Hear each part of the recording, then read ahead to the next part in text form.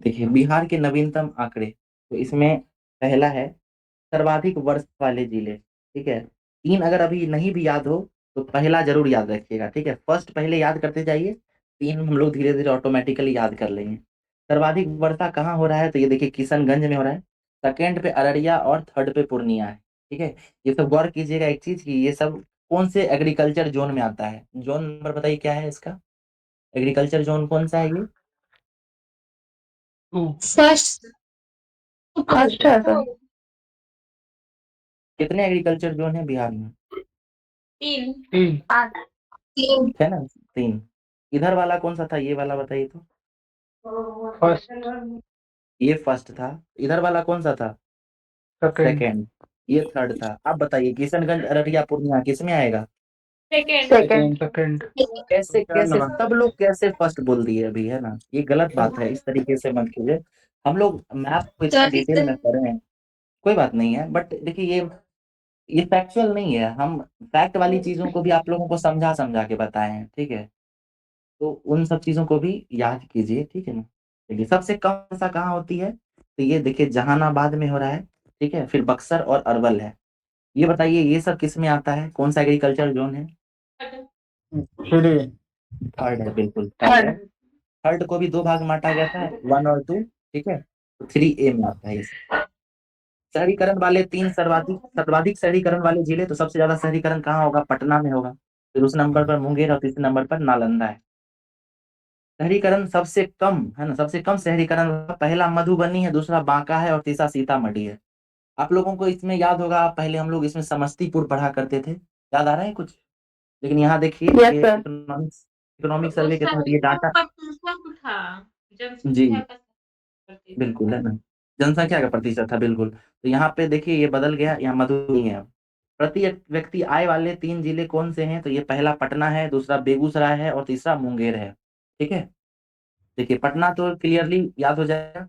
बेगूसराय में यहाँ आईओसीएल है, फर्टिलाइजर है, कोका कोला का प्लांट है ना, इन सब वजह से यहाँ पे आमदनी ज्यादा है। और मुंगेर में बंदूक फैक्ट्री थी, है ना, सिंदूर फैक्ट्री था। उसके अलावा वही यहाँ वहाँ योगासन के लिए एक विश्वविद्यालय खोला गया था, इन सब वजह से रहा होगा, कुछ इस तरीके से याद कर सकते हैं। सबसे कम आय कहाँ है, शिवहर में, अररिया में और सीतामढ़ी में। ठीक है, शिवहर, अररिया और सीतामढ़ी। एनएच की सर्वाधिक लंबाई वाले तीन जिले, तो ये हमारा पटना जिला ही सबसे लंबा है, यहाँ एनएच भी सबसे लंबा होगा, फिर मधुबनी है, फिर मुजफ्फरपुर है। सबसे कम लंबाई सबसे छोटा जिला है शिवहर, तो यहाँ एनएच भी सबसे कम है, फिर शेखपुरा भी सबसे छोटा है, शेखपुरा और फिर लखीसराय। स्टेट हाईवे की सर्वाधिक लंबाई वाले तीन जिले है ना, स्टेट हाईवे सबसे ज्यादा कहाँ है, गया में, फिर दरभंगा में, फिर रोहतास में। सबसे कम कहाँ है, तो शिवहर में है, खगड़िया में है और बक्सर और लखीसराय में है। टॉप वाला याद रखिएगा। ठीक है, पहला पहला जिला सबको अच्छे से याद कर लीजिएगा। सेकेंड थर्ड हम लोग धीरे धीरे देखेंगे, याद होता है तो ठीक है, नहीं तो इससे भी सवाल हमारा बन ही जाएगा।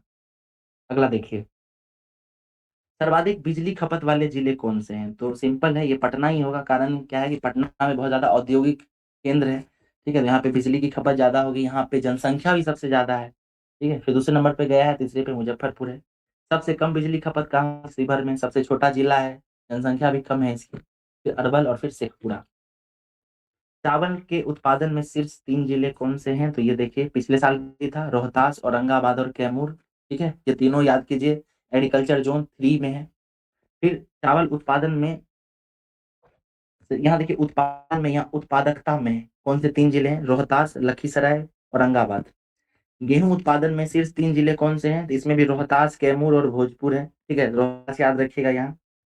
गेहूं की उत्पादकता में शीर्ष तीन जिले कौन से हैं, तो खगड़िया है, बेगूसराय है, समस्तीपुर है। ठीक है, मक्का के उत्पादन में शीर्ष तीन जिले कौन से हैं, अररिया, कटिहार, पूर्णिया। लिख लीजिए ये तीनों इलाका कौन सा है, अररिया, कटिहार, पूर्णिया, पूर्णिया वाला एग्रीकल्चर जोन 2 है। ठीक है, टू तो ये टू मक्का जो है, मक्का ये पानी का ज्यादा इस्तेमाल करता होगा शायद, इस तरीके से रिकॉल कर सकते हैं। उत्पादकता में अगर बात की जाए तो अररिया है टॉप पे, फिर कटिहार है, फिर पूर्णिया है। दलहन के उत्पादन में शीर्ष तीन जिले कौन से हैं, तो पटना, औरंगाबाद और नालंदा। ठीक है, तीन याद रखिएगा। दलहन में उत्पादकता के शीर्ष तीन जिले, उत्पादकता में बात की जा रही है तो यहाँ बेगूसराय है, नालंदा है और सिवान है। गन्ना उत्पादक के तीन जिले, पश्चिम चंपारण, पूर्वी चंपारण, गोपालगंज। ये कौन सा एग्रीकल्चर जोन हुआ, 1। ठीक है। एक दिन बढ़िया से मैं मैप पे आपको ये एग्रीकल्चरल डाटा याद करा दूंगा, बहुत आसान होता है मैप से याद करना, ठीक है। गन्ने के उत्पादकता के हिसाब से शीर्ष 3 जिले कौन से हैं? तो ये बेगूसराय है, समस्तीपुर है और खगड़िया है। अमरूद के लिए नालंदा, मुजफ्फरपुर, रोहतास। आम के लिए दरभंगा, पूर्वी चंपारण, वैशाली। कौन से आम को जीआई टैग मिला हुआ है बताइए? कौन सा आम है? जर्दालू आम। जर्दालू आम। ठीक है। केला के लिए मधुबनी, जर्दायु आम। वैशाली, ओके, और मुजफ्फरपुर, बढ़िया। लीची के लिए देखिए क्या है, तो मुजफ्फरपुर है ना, यहाँ अकेले 48% है। लीची अनुसंधान केंद्र भी यही मुजफ्फरपुर में है। फिर पूर्वी चंपारण और वैशाली। आलू में सर्वाधिक कहाँ है? पटना है, नालंदा है और समस्तीपुर है। फिर प्याज की बात करें तो सर्वाधिक प्याज उत्पादन में नालंदा, वैशाली और पश्चिम चंपारण। बैगन का सर्वाधिक उत्पादन कहाँ हो रहा है? तो नालंदा में, पटना में और वैशाली में। मछली याद कीजिए, मछली हम लोग पहले से पढ़ चुके हैं, मधुबनी, दरभंगा और पूर्वी चंपारण। तो देखिए बहुत सारा आंकड़ा हो गया है इसमें, इसीलिए हम इस चैप्टर को स्किप भी कर रहे थे अभी के लिए।